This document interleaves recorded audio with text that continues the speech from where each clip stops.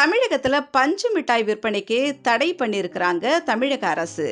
பஞ்சு மிட்டாய இதுக்கப்புறம் விற்பனை பண்ணக்கூடாது அப்படின்ற தடை உத்தரவு வந்திருக்குது. பஞ்சு மிட்டாயில புற்றுநோயை உண்டாக்கக்கூடிய வேதிப்பொருள் இருக்கிறது உறுதி செய்யப்பட்டிருக்கிறதால தமிழகத்துல பஞ்சு மிட்டாய் விற்பனைக்கு தடை விதிச்சிருக்காங்க தமிழக அரசு. இது தொடர்பாக பல விளக்கங்களை கொடுத்திருக்கிறாங்க. இது ஆரம்பத்தில் புதுச்சேரியில தான் இந்த ஒரு விஷயங்கள் பேசப்பட்டுட்டு இருந்துச்சு. அதனை தொடர்ந்து பார்த்தீங்கன்னா இங்க தமிழ்நாட்டிலையும் கூட இந்த பஞ்சு மிட்டாய்க்கு தடை விதிக்கப்பட்டிருக்கு. என்னன்னு பார்த்தீங்கன்னா ரோடமின் பீன்னு சொல்லக்கூடிய ஒரு நிறமூட்டி வேதிப்பொருள் இதுல கலந்துருக்குது. இந்த வேதிப்பொருள் உடம்புக்கு நல்லதில்லை, அது உணவா எடுத்துக்கூடாது, வயிற்றுக்கு எடுத்துக்க கூடாது. அது ஒரு நிறமூட்டி, அது ஒரு சாயம், டை. இப்போ நம்ம ட்ரெஸ்ஸுக்கெல்லாம் கலர் கொடுக்கறதுக்கு இப்படிப்பட்ட நிறமூட்டிகளை யூஸ் பண்ணுவாங்க. அதுவும் இல்லாமல் ஒரு சில இந்த பிளாஸ்டிக் பொருட்களுக்கெல்லாம் கலர் கலராக இருக்குது பார்த்தீங்களா, கலர்ஃபுல்லான இந்த பிளாஸ்டிக் பக்கெட்டுகள், பிளாஸ்டிக் இந்த குடங்கள், இதெல்லாம் கலர்ஃபுல்லாக இருக்குது பார்த்தீங்களா. இந்த கலரை கொடுக்கறதுக்காக தான் இந்த மாதிரியான வேதிப்பொருளை பயன்படுத்திட்டு இருந்தாங்க. அது வரைக்கும் ஓகே. பட் உணவா, வயிற்றுக்கு எடுத்துக்கக்கூடிய உணவா இந்த நிறமூட்டியை பயன்படுத்தக்கூடாது அப்படின்ட்டு தடை சட்டத்தை கொண்டு வந்திருக்கிறாங்க. இந்த ரோடமின் பி உடம்புக்கு பல கெடுதிகளை உண்டாக்கக்கூடியது. அதனால இது ஏற்கனவே பேன் பண்ணியிருக்காங்க. பேன் பண்ணதையும் மீறி இப்படி செய்கிறாங்கன்னு சொல்லியிருக்காங்க.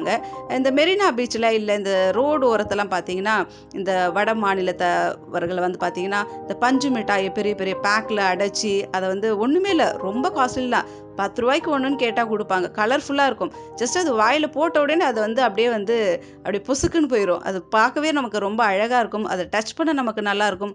அதை வாயில் போட்டால் இனிப்பாக இருக்கும். வாயெல்லாம் உடனே கரைஞ்சிரும். ஸோ இதெல்லாம் குழந்தைகள்லேருந்து பெரியவங்க வரைக்கும் நிறைய பேர் இந்த பஞ்சு மிட்டாயை விரும்பி சாப்பிடாதவங்க இருக்கவே மாட்டாங்க அப்படின்னே சொல்லலாம்.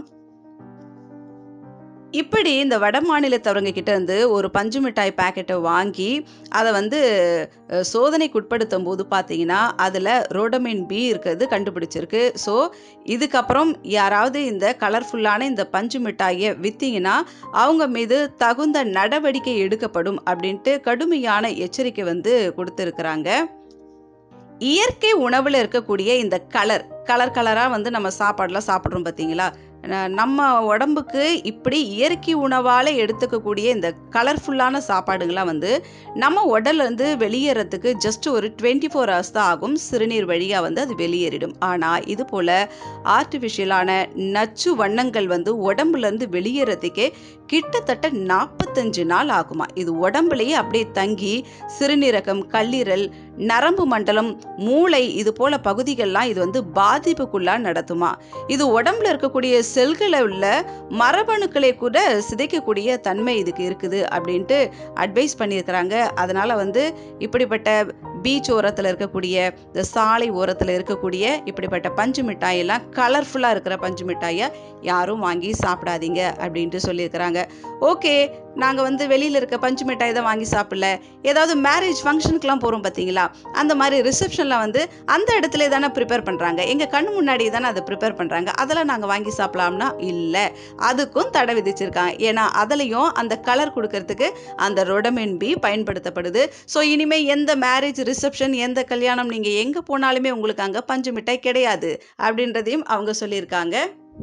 குழந்தைங்க இந்த பஞ்சு மிட்டாய்க்கு ஏங்காதவங்களே கிடையாது. நம்ம தமிழக அரசு பாருங்க, நம்ம தமிழக குழந்தைங்க மேலே எவ்வளோ அக்கறை வச்சு இந்த பஞ்சு மிட்டாயில் இப்படிப்பட்ட கெமிக்கல்லாம் கலந்துருக்கு.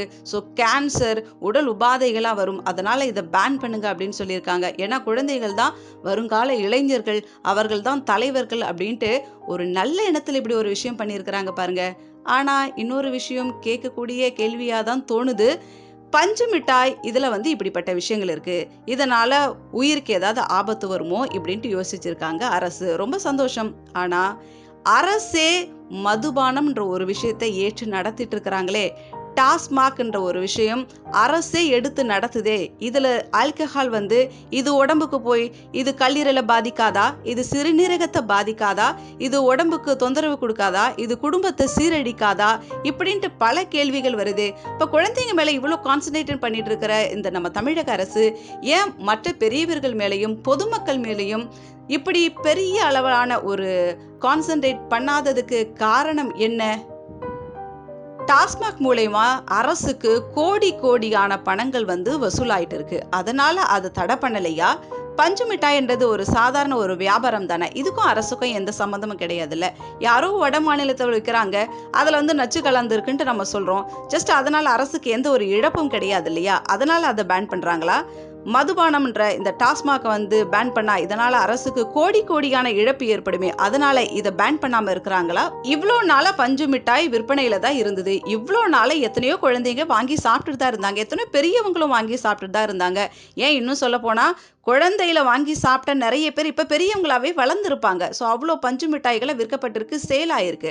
அப்போ இப்போ மட்டும் இந்த புற்றுநோய் உண்டாக்கக்கூடியதை நீங்கள் கண்டுபிடிச்சிருக்கீங்களா? அப்போ இதுக்கு முன்னாடி வரையும் சாப்பிட்டு இருக்கிறாங்களே அந்த குழந்தைங்களோட நிலைமை, அந்த குழந்தைங்களுக்கு ஏதாவது ஆகுமா? நிறைய பெரியவங்களும் கூட தான் வாங்கி சாப்பிட்டு இருக்கிறாங்களே, அவங்களோட நிலைமைலாம் என்ன ஆகுது? திடீர்னு ஏன் இந்த ஒரு அக்கறை? அதுவும் குறிப்பாக போய் இந்த பஞ்சு மிட்டாய் மேலே திடீர்னு ஏன் ஒரு அக்கறை? பஞ்சு மிட்டாய், நஞ்சு மிட்டாய் அப்படின்ட்டுலாம் கமெண்ட்ஸ் பண்ணுறீங்களே, இதையும் தாண்டி பெரிய இழப்புகள் ஒரு குடும்பத்திலையும் இந்த டாஸ்மாக் மூலமா நடந்துட்டு இருக்கு. இது அரசோட கவனத்துக்கு போயிட்டு தானே இருக்கும். கண்டும் காணாமலும் தெரிஞ்சும் தெரியாமலும் இந்த டாஸ்மாக் மூலமா எத்தனையோ குடும்பங்கள் அழிஞ்சிட்டு வருது. எத்தனையோ பெண்களுடைய வாழ்வாதாரம் கேள்விக்குறியாக்கப்பட்டிருக்கு. எத்தனையோ பேர் வந்து இதனால வந்து குடும்பத்தையே இழந்திருக்கக்கூடிய சூழ்நிலையில இருக்கிறாங்க. இப்படிப்பட்ட விஷயங்கள் எல்லாம் கான்சன்ட்ரேட் பண்றீங்க தமிழக அரசு. ரொம்ப சந்தோஷம். குழந்தையோட நலன்கள்ல வந்து இவ்வளோ அக்கறை எடுத்து நீங்க செய்றீங்க, ரொம்ப சந்தோஷம். அதே போல இந்த ஒரு விஷயத்துக்கும் ஏதாவது ஒரு பேண்ட் அதையும் வந்து ஆராய்ச்சிக்குட்படுத்தி இந்த மதுவானன்ற ஒரு பாட்டில் ஒன்று வாங்கி அதையும் நீங்க ஆராய்ச்சிக்குட்படுத்தி இதில் இப்படிப்பட்ட வேதிப்பொருட்கள்லாம் கலந்துருக்கு, இது வந்து கல்லீரலை பாதிக்கும், அதனால வந்து மது குடியை கெடுக்கும் அப்படின்றதுல அதில் போட்டிருக்கு. அது என்னமோ உண்மைதான். அதை இதே போல ஒரு விழிப்புணர்வை கொண்டு வந்து இதே போல பேன் பண்ணி நிறைய குடும்பத்தை நீங்க வாழ வச்சீங்கன்னா கண்டிப்பா தமிழக பெண்கள் உங்களுக்கு கண்டிப்பா கோடான கோடி நன்றியை சொல்லிக்கிட்டே இருப்பாங்க. அரசு என்பது ஒருதலை பட்சமாக செயல்படாமல் நடுநிலையோடு செயல்பட்டா தமிழ்நாட்டிற்கும் நல்லது, மக்களுக்கும் நல்லது. பஞ்சு மிட்டாயில கவனம் செலுத்திய அரசு மற்ற இதுலயும் கவனம் செலுத்துங்க கொஞ்சம். அது என்னன்னு பாத்தீங்கன்னா, கடையில விற்கக்கூடிய இந்த பாக்கெட் ஐட்டம்ஸ் இதுல மட்டும் என்ன ஒரு ஹெல்தியான விஷயங்களா இருக்குது? இல்லையே, அதுலயும் கூட இதே போல கலப்படங்கள், குழந்தைங்களுக்கு அசௌகரியம் ஏற்படுத்தக்கூடிய விஷயங்கள் தானே அதில் கலந்துருக்குது. நிறைய குழந்தைகள் அந்த பேக்கெட் ஐட்டம்ஸை தான் ரொம்ப விரும்பி சாப்பிட்டுட்டு இருக்கிறாங்க. கடையில் கலர் கலராக தொங்கிட்டு இருக்கும் பார்த்தீங்களா, பேக்கெட் ஐட்டம்ஸ் இதெல்லாம் ரொம்ப விரும்பி சாப்பிட்டுட்டு இருக்காங்க. நிறைய பேரோட கருத்தா இதுவாக தான் இருக்குது. பஞ்சு மிட்டாயில் மட்டும்தான் ரசாயனம் கலந்துருக்கா? மற்ற பேக்கெட் ஐட்டம்ஸ்னு விற்கிறாங்களே அதில் மட்டும் என்ன சிறுதானிய உணவாக கலந்துருக்குது? அதுலேயும் தானே நஞ்சு கலந்துருக்குது. இதில் கான்சன்ட்ரேட் பண்ண அரசு அதுலேயும் கொஞ்சம் கான்சன்ட்ரேட் பண்ணுங்க. ஏன்னா குழந்தைங்களை நீங்கள் குறி வச்சு தானே, குழந்தைங்க நல்லா இருக்கணுன்றதுக்காக தானே நல்ல விஷயங்கள்லாம் செஞ்சுட்டு வரீங்க. இதுவும் குழந்தைங்க சம்மந்தப்பட்ட விஷயம் தானே. அதனால் இதுலேயும் கொஞ்சம் முனைப்பு காட்டி இதுக்கும் ஏதாவது தீர்வு கொடுங்க அப்படின்ட்டு மக்கள் அவங்களோட ஆவலை தெரிவிச்சுட்டு வராங்க.